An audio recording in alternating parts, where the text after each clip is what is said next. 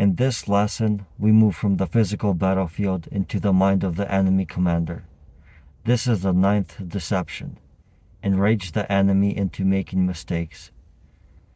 Sun Tzu knew that a calm general is a dangerous general. A calm general thinks 10 moves ahead, but an angry general thinks only about the last insult. If you can move your opponent from intellect to emotion, you have already won half the battle. Sun Tzu outlines a psychological con job designed to force the enemy into a non-tactical movement. It's about making them move because they are mad, not because it's smart. First, the sting. Attack a soft target, something symbolic or embarrassing to provoke a revenge move. Second, the bait. Let them win a small victory in return. This validates their anger and builds their reckless momentum. Third, the strike.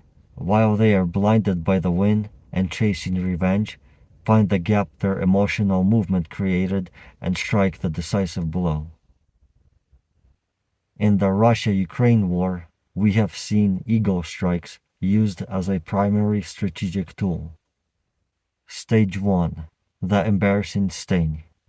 Consider the repeated Ukrainian strikes on the Black Sea Fleet or the Kerch Bridge. Militarily, these are significant, but psychologically, they are devastating to the Kremlin's prestige. By sinking the flagship of a fleet or hitting a bridge that serves a personal symbol of power, Ukraine isn't just taking out concrete and steel, they are messing with a commander's ego. Stage 2. The provoke to revenge. In response to these embarrassments, we often see Russia launch massive, expensive missile barrages against non-military civilian infrastructure. This is the revenge move. From a tactical standpoint, these missiles would be better used against frontline tanks, but the temper of the leadership demands a visible, emotional retaliation. Stage 3. The gap. While the enemy is focused on this tit-for-tat revenge, they often neglect the actual front. In 2026, we see this when a commander pulls air defense systems away from the battlefield to protect a symbolic place or city because they were embarrassed by a drone. That movement creates a non-tactical gap, a hole in the frontline defense that a smart commander then exploits with a sudden armored breakthrough. The most dangerous enemy is a patient one.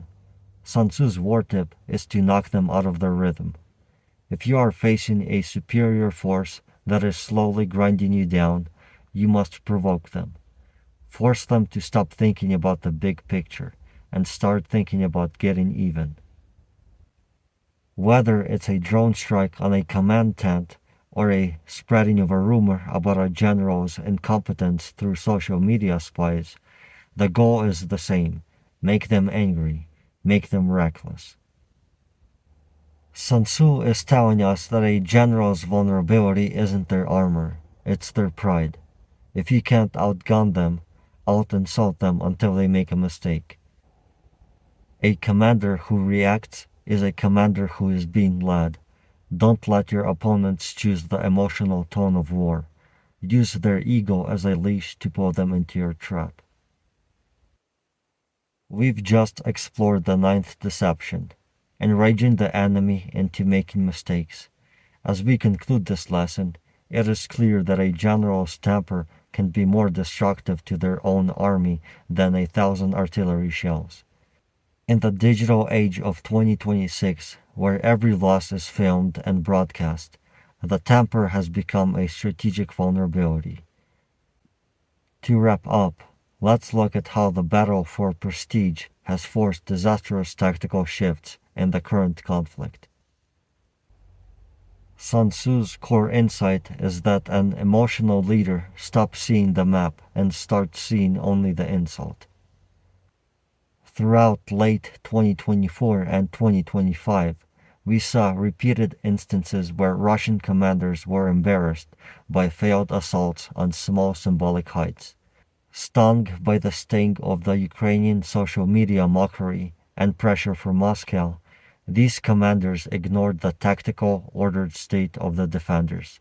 They were controlled by anger, not by intellect, resulting in the loss of entire brigades for a few hundred meters of scorched earth. We see the three-stage trap in the 2024 raid into the Belgorod and Kursk border regions. By stinging the Russian command with a localized invasion of their own soil, Ukraine provoked a massive emotional revenge move. Russia was forced to pull elite units and air defense assets away from the critical Donbas front to save face at home. This created the exact non-tactical gap Sun Tzu described, weakening the main Russian line to satisfy a political need for retaliation. The war tip for 2026 is a double-edged sword. If you can provoke a tit-for-tat retaliation, you have seized the initiative. First, identify the trigger. Every leader has a soft spot: reputation, a specific piece of territory, a favorite unit. Second, stay disciplined. If the enemy hits your soft spot, recognize it as a Sun Tzu's deception. If you strike back purely for revenge, you are walking into their trap. Third, exploit the momentum. When the enemy is seeing red, they are no longer thinking about their flanks. That is when you strike the decisive blow.